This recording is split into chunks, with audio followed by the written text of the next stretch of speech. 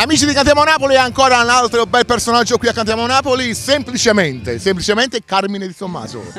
Grazie, buonasera a tutti, finalmente sono di nuovo qui, mancavo da un bel po', ma comunque ho portato una bella novità, penso. Certo. No? Quindi, beh, che dire, sono contentissimo sempre di essere qui, di essere presentato da te, che comunque collaboriamo insieme e quindi ti voglio un bene grande. La stessa cosa è per me, insomma.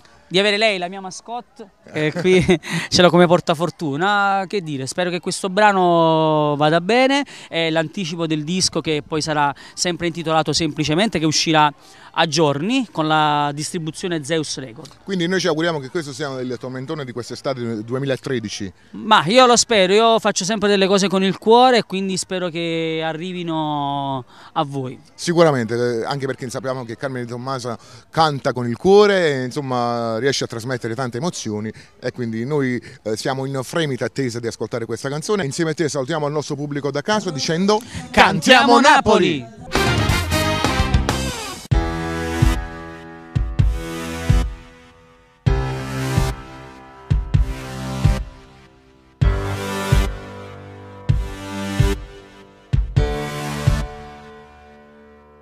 Te lo giuro, vedrai, cambierà, tutto finirà e poi pure stasera t'addormerà. Continuando così distruggerai tutto. Chi stiva se attacca il cuore all'anima, se domanda st'amore che fine fa. Rimanere così non è quello che voglio per me. Semplicemente amo te e vivo con questo amore che non c'è, soffrendo lontana te, l'indenutada a te pensare vicina a nada.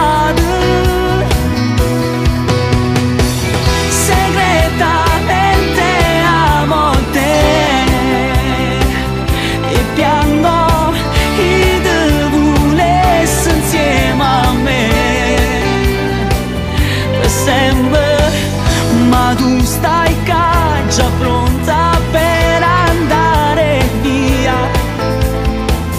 per ritornare a casa sua, salutarti con l'ultimo bacio. Che male fa, perché tutto st'amore rimane qua, aspettando che tu ritornerai presto. Sono l'ombra che gira nei sogni che ti incontra, sono un conflitto che sento, si dormirà. Continuare così, tu lo sai, non è giusto per me. Semplicemente